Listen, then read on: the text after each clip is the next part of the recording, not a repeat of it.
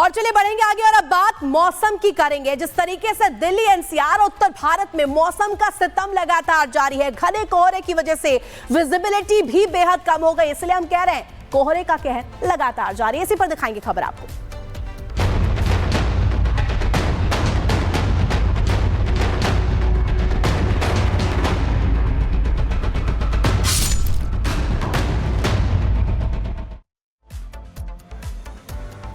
और इस बीच एक बड़ी जानकारी आपको दे दें, उत्तर प्रदेश के हापुड़ से बड़ी खबर निकलकर सामने आ रही है, जहां भीषण सड़क हादसा हुआ है। आपको बता दें कोहरे की मार की वजह से, विजिबिलिटी बेहद कम होने की वजह से हादसा हुआ है और एक साथ 6 गाड़ियां जो है वो टकरा गई। और इस टक्कर में आपको बता दें घने कोहरे के चलते हापुड़ में यह सड़क हादसा हुआ है। NH 9 पर मुरादाबाद हाईवे पर कोहरे के टकराए करीब आधा दर्जन वाहन। पुलिस मौके पर पहुंची और तस्वीरें भी निकल करके सामने आई। और आपको बता दें ये तस्वीरें निकल कर सामने आई है जहां कोहरे की मार किस कदर पड़ी है, ये तस्वीरों के जरिए समझा जा सकता है। हापुड़ की तस्वीरें हैं जहां एक साथ देखिए 6 गाड़ियों की आपस में टक्कर हो गई। एक के पीछे एक गाड़ी आपको नजर आ रही होगी, आपस में टकराई है क्योंकि विजिबिलिटी बेहद कम नजर आई। शून्य के बराबर यहां पर विजिबिलिटी दिखाई दी। और देखिए कोहरे की मार इस कदर पड़ी है कि सड़क पर यह भीषण दुर्घटना हुई है।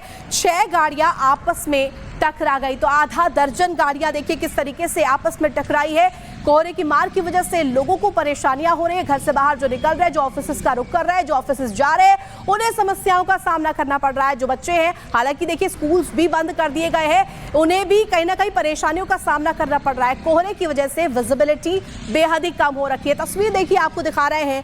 उत्तर भारत पर खास तौर की बात करें और दिल्ली एनसीआर की बात करें तो कोहरे की मार देखने को मिल रही है। तो देखिए तस्वीर आपको दिखा रहे हैं हापुड़ की, जहां उत्तर प्रदेश के हापुड़ में ये भीषण दुर्घटना हुई है। कोहरे की वजह से यह हादसा हुआ है और 6 गाड़ियों की आपस में टक्कर हुई है। और आपको बता दें कि विजिबिलिटी बेहद ही कम है और लगातार जो देखिए शिखर पर ठंड अपना प्रकोप इस वक्त बरपाता हुआ नजर आ रहा है।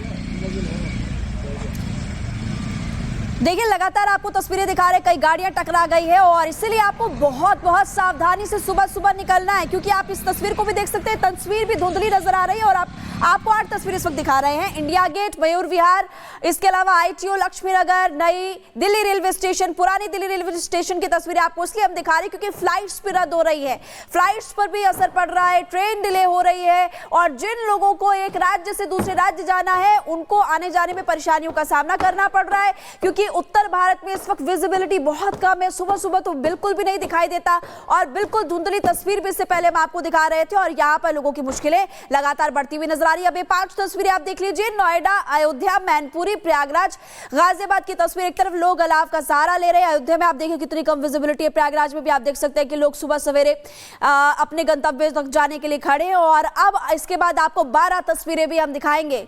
देखिए 5 तस्वीरों के बाद अब आपको इसके बाद टोटल 12 तस्वीर दिखा रहे हैं। दिल्ली के इंडिया गेट से आप पहले तस्वीर देखिए, जहां रिहर्सल हो रही है, वो तस्वीर भी आपको धुंधली नजर आएगी। और ITO दिल्ली और Rajouri Garden, Mayur Vihar, Laxmi Nagar railway station, sector 15 Noida, sector 70 Noida, DND की तस्वीर आपको दिखा रहे हैं। अयोध्या, मैनपुरी, गाजियाबाद, आप देखिए कोहरे की वजह से लोगों की मुश्किलें लगातार बढ़ रही है। तो देखिए कोहरे का कहर किस तरीके से बरप रहा है, ये हम आपको लगातार बता रहे हैं। और इस बीच कुछ जानकारी आपके सामने रख देते हैं। देश में भीषण ठंड का प्रकोप लगातार जारी है, घने कोहरे का दौर जारी है। मौसम विभाग ने भी इसको लेकर के अलर्ट जारी किया है। देश में भीषण ठंड और घने कोहरे का दौर आपको बता दें ऐसा देखने को मिल रहा है क्योंकि विजिबिलिटी बेहद कम हो गई। 17 राज्यों की बात करें, वहां पर खासतौर पर मौसम विभाग द्वारा अलर्ट जारी किया गया है और इसी को लेकर के आपको एक रिपोर्ट भी दिखा देते हैं। अभी भी बहुत ज्यादा ठंड लग रही है, हाथ पैर में बहुत कपकपी सी छाई हुई है। यहाँ बहुत कोहरा है, हम लोग को उम्मीद नहीं थी यहाँ इतना कोहरा होगा, काफी ठंड पड़ रही है। साल 2025 की शुरुआत के साथ ही पूरे उत्तर भारत में ठंड में जबरदस्त इजाफा हुआ। पहाड़ी इलाकों में हो रही बर्फबारी ने मैदानी इलाकों में ठुठन के साथ धुंध को भी बढ़ा दिया। पूरा उत्तर भारत कोहरे की चादर में लिपटा नजर आ रहा है।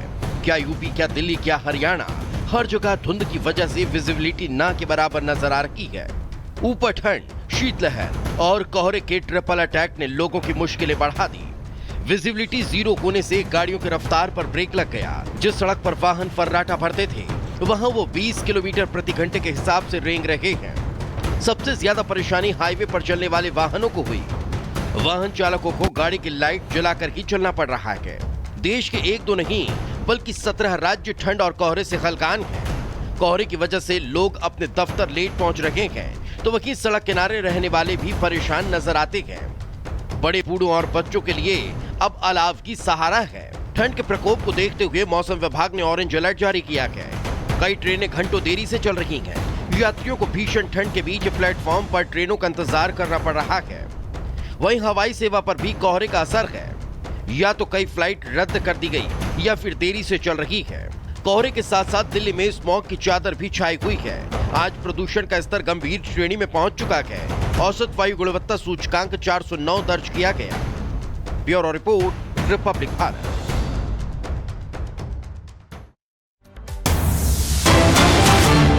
उत्तर प्रदेश के मुख्यमंत्री योगी आदित्यनाथ ने प्रयागराज को लेकर टिप्पणी की। कह रहे हैं भूमाफियाओं पर अंकुश लगा। प्रयागराज की सैकड़ों एकड़ जमीन पर कब्जा था भूमाफियाओं का, वो देर सवेर खाली करवाई और आने वाले वक्त में प्रयागराज की तस्वीर बदलेंगे। प्रयागराज का भव्य रूप दुनिया के सामने रखेंगे। आपको सुनवाएंगे कि योगी आदित्यनाथ ने क्या कहा, लेकिन इस वक्त एक बड़ी खबर आपको बता रहे हैं। प्रयागराज की सैकड़ों एकड़ जमीन पर कब्जा था, सुनिए।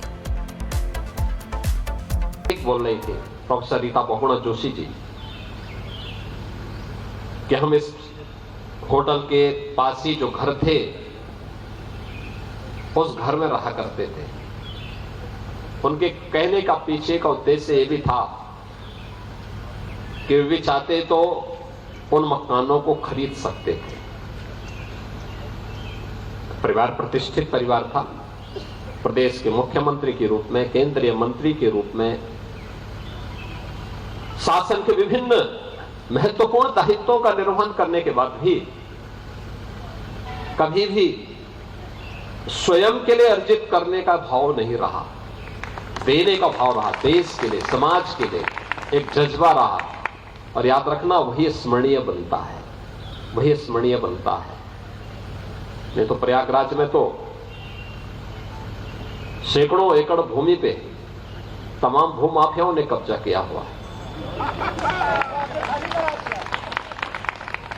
और देर सवेर तो खाली होना ही है।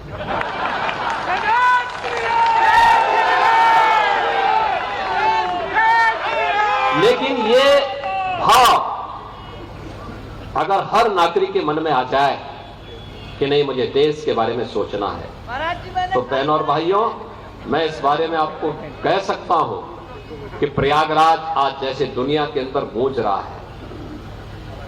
विजय बहुगुणा जी विदेश में थे, वे आए यहां पर विशेष रूप से अपनी माता जी की मूर्ति के अनावरण के कार्यक्रम में। उन्होंने बताया दुनिया क्या सोच रही है। हर एक, यानी जो भाव 1 वर्ष पहले अयोध्या के लिए था, आज वो प्रयागराज के लिए है।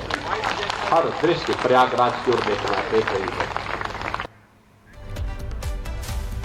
तो देखिए, प्रयागराज महाकुंभ को लेकर के तमाम तैयारियां तो की ही जा रही है। सीएम योगी आदित्यनाथ भी 2 दिवसीय दौरे पर प्रयागराज पहुंच चुके हैं और वहां पर देखिए नंदी सेवा संस्थान द्वारा यहां पर मां की रसोई भोजनालय का जो उद्घाटन किया गया है। सीएम योगी आदित्यनाथ वहां पहुंचे और वहां पर उद्घाटन किया, साथ ही साथ खाना भी परोसा और लोगों तक खाना लेकर भी पहुंचे थे। जो खाने की थाली है वो लेकर खुद लोगों के पास पहुंचे। महाकुंभ में आने वाले श्रद्धालुओं के लिए कई संस्थाएं जो है खाने का भी इंतजाम कर रही है, यानी कि पूरी यहाँ पर तैयारी की गई है। खास तौर पर जो श्रद्धालु यहाँ पर पहुंचेंगे, जिस तरीके से 40 से 50 यहाँ